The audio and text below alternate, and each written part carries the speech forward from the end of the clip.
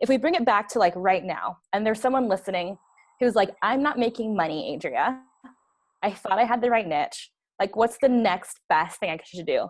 Like, what's the next question you recommend asking themselves? Oh, I love this. This is good. Thank you for bringing it back to this, because really when it comes down to it, this is probably the most important question.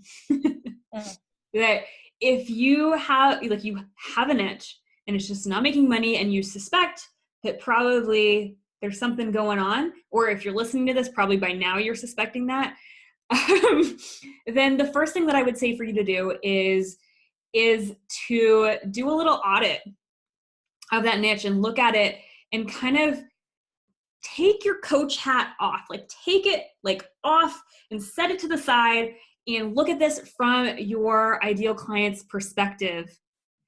And that can be really hard sometimes, but make a concerted effort to do that. And then look at what it is you're saying and see if things can be more specific. So if there's a word that you're using, or if there's a type of person you're talking about, or a type of disease or symptom, or like categorization that's like really broad. And so you, like, if you look at it objectively, it wouldn't call to mind anything specific for people, then I would make that more specific. I would choose something to put your stake in the stand for something, so that you have something to move forward with, something to be specific about, something to draw people in for. And then I would say that the most important thing you can do, because we're talking about the way you talk about your niche is more important than your niche, right? So the most important thing you can do is start talking about your niche in terms of the problem that you solve.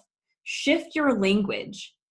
And as soon as you start doing that, there is the power for it to be a lot more effective in people wanting to pay for it, a lot more perceived value in it, because you're talking about an urgent problem. So you're talking about something that someone urgently wants a solution to when you connect it to that actual problem. So like I said, it's not necessarily the niche that's the issue. If you can shift the way you talk about it to what I just said, then you make it feel a lot more valuable, which means people want to pay for it. Really, the way you talk about your niche is often more important than what your niche actually is, right? And that's so strange and kind of funny, but true.